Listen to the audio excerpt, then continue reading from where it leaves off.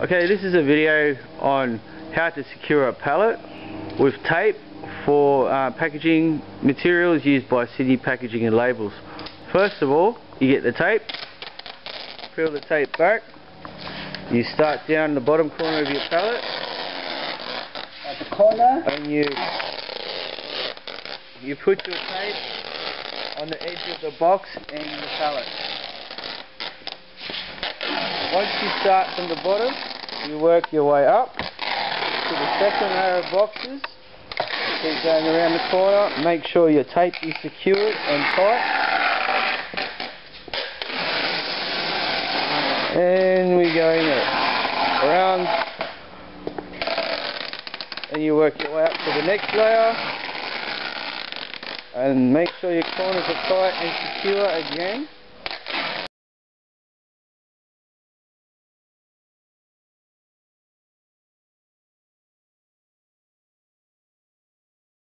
See, the pallet is quite secure now.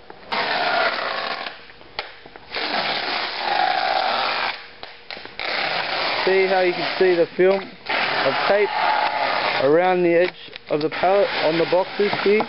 It is nice and secure.